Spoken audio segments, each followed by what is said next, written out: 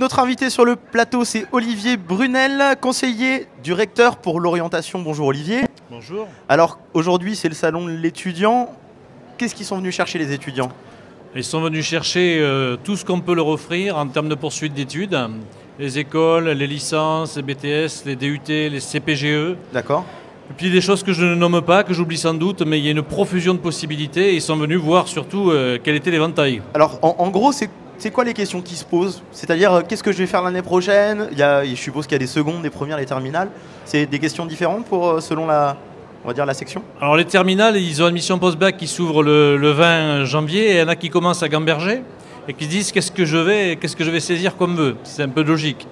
Et puis il y a les premières qui, eux, sont plus tranquilles parce que c'est dans un an, mais qui ont la possibilité de bien commencer à poser des repères. Mais en même temps, c'est pas facile de se repérer avec le nombre, on va dire, illimité de formations, de secteurs d'activité. Comment on fait pour se repérer dans le salon de l'étudiant? Je pense qu'il faut commencer par grande famille de métiers, pour commencer. Et on a des documents pour ça qui sont intéressants. Je fais un petit peu le plaidoyer pour ma paroisse, pour le NICEP. Mais procéder par élimination, ça permet de savoir quels sont vraiment les secteurs dans lesquels on ne se voit pas du tout et de retenir les 5-6 secteurs dans lesquels on va commencer à se poser la question dans un deuxième temps de la formation. Mais on a quand même des vœux à faire, c'est-à-dire qu'on a un vœu, un premier vœu, un deuxième vœu, un troisième vœu. Si on a envie de changer de vœu au moment où on rentre, comment on fait en fait? Parce que c'est pas évident. Alors ce qui est intéressant jusqu'au 20 mars, c'est qu'on va pouvoir mettre plein de vœux dans la boîte, à condition de ne pas les mettre au hasard bien entendu, hein, les choses auxquelles on tient. Et puis on a après jusqu'à la fin du mois de mai pour les classer. Donc pour l'instant, ce n'est pas la peine de passer l'énergie à hiérarchiser.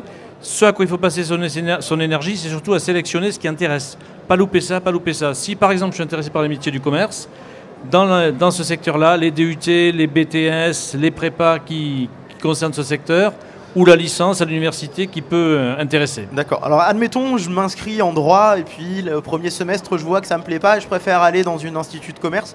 Est-ce que je peux changer comme ça au milieu de l'année, au début d'un semestre? Enfin, est-ce qu'on peut se réorienter rapidement quand on se rend compte que c'est pas ce qu'on a envie de faire finalement? Alors, tout n'est pas possible instantanément. Quelquefois, on est obligé d'attendre une année dans un cursus.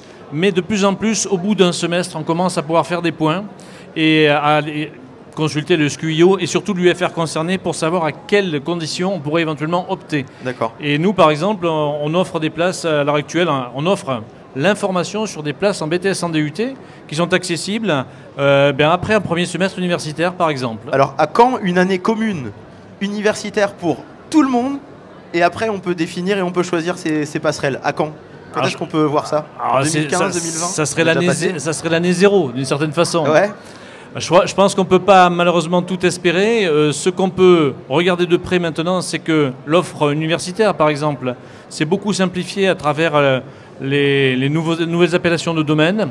Il reste après à affiner à travers les parcours qu'on propose, mais c'est plus le fouillis qu'on avait, ne serait-ce qu'il y a déjà une... C'est un peu moins. Ça l'est encore un peu. Est-ce qu'on peut fusionner les différents BTS, commerce? Est-ce qu'on peut fusionner? Parce que tout se fusionne en ce moment. Est-ce qu'on peut voir pour les prochaines années à venir des secteurs communs? On dit je veux aller en management, on va en management, je veux un commerce. Il y a une seule filière. Ça, c'est lié à notre fonctionnement. C'est-à-dire que nous sommes dans un système qui se veut complet. Donc si se veut complet, il ne peut pas être simple. Il est forcément complexe. Si vous voulez du choix, il faut prendre connaissance de l'éventail du choix. Très bien. Merci Olivier d'être venu sur le plateau. Merci. On vous souhaite un bon salon de l'étudiant pour cette année 2016. Merci bien.